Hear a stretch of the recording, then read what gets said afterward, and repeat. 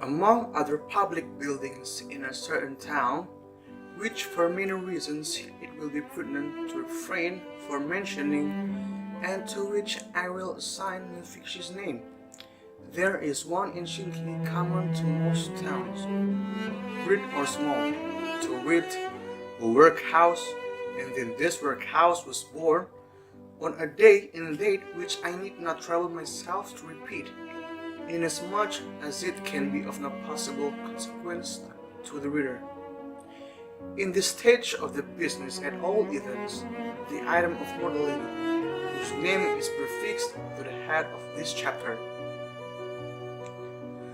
For a long time after it was ushered into this world of sorrow and trouble by the parish surgeon, it remained a matter of considerable doubt whether the child would survive to bear any name at all, in which case it is somewhat more than probable that these memoirs would never have appeared, or, if they had, that being comprised within a couple of pages, they would have possessed the inestimable merit of being the most concise and faithful specimen of biography extant in the literature of any age or country.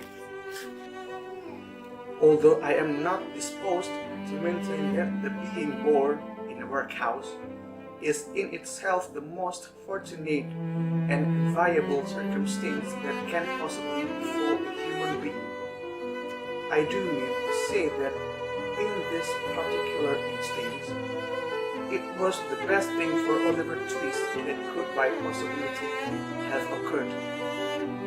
The fact is that there was considerable difficulty in inducing Oliver to take upon himself the office of respiration. Troublesome practice, but one which custom has rendered necessary to our easy existence, and for some time he lay gasping on a little flog matters, rather unequally poised between this world and the next, the balance being decidedly in favor of the latter. Now, if, during this brief period, Oliver had been surrounded by careful grandmothers, anxious aunts, experienced nurses, and doctors of profound wisdom, he would most inevitably and indubitably have been killed in no time. There being nobody by, however, but a pauper old woman who was rendered rather misty by unamorted allowance of beer, and the parish surgeon who did such matters by contract, Oliver and nature fought out the point between them. The result was that, after a few struggles, Oliver breathed, sneezed, and proceeded to advertise to the inmates of the workhouse the fact of a new burden having been imposed upon the parish, by setting up as loud a cry as could reasonably have been expected from a male infant who had not been possessed of that very useful appendage, a voice for a much longer space of time than 3 minutes and a quarter. As Oliver gave his first proof of the free and proper action of his lungs, the patchwork coverlet which was carelessly flung over the iron bedstead rustled. The pale face of a young woman was raised feebly from the pillow, and the faint voice imperfectly articulated the words, "Let me see the child, and I." The surgeon had been sitting with his face turned towards the fire, giving the palms of his hands a warm and rub alternately. As the young woman spoke, he rose, and advancing to the bedside, said with more kindness than might have been expected of him, "Oh, you must not talk about dying yet." "Lord bless her dear heart, no!" interposed the nurse, hastily depositing in her pocket a green glass bottle, the contents of which she had been testing in a corner with evident satisfaction. Lord bless her dear heart, when she has lived as long as I have, sir, and had 13 children of her own, and all of them dead except 2, and them in the workhouse with me, she'll know better than to take on in that way. Bless her dear heart. Think what it is to be a mother. There's what your young lamb do. Apparently, this consolatory perspective of a mother's prospects failed in producing its due effect. The patient shook her head and stretched out her hand towards the child. The surgeon deposited it in her arms. She imprinted her cold white lips passionately on its forehead, passed her hands over her face, gazed widely round, shuddered, fell back, and died. They chafed her breast, hands, and temples, but the blood had stopped forever.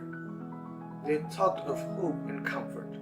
They had been strangers too long. It's all over, Mrs. Stingamy, said the surgeon at last. Ah, poor dear, so it is, said the nurse, picking up the cork of the green bottle, which had fallen out on the pillow, as she stooped to take up the child. Poor dear. You needn't mind sending up to me if the child cries, nurse, said the surgeon, putting on his gloves with great deliberation. It's very likely it will be troublesome. Give it a little gruel if it is. He put on his hat and, pausing by the bedside on his way to the door, added, She was a good-looking girl, too. Where did she come from? She was brought here last night, replied the old woman, by the overseer's order. She was found lying in the street. She had walked some distance, for her shoes were worn to pieces, but where she came from, or where she was going to, nobody knows. The surgeon leaned over the body and raised the left hand. The old story, he said, shaking his head. The wedding ring, I see. Ah, good night. The medical gentleman walked away to dinner, and the nurse, having once more applied herself to the green bottle, sat down on a low chair before the fire and proceeded to dress the infant. What an excellent example of the power of dress young Oliver Twist was!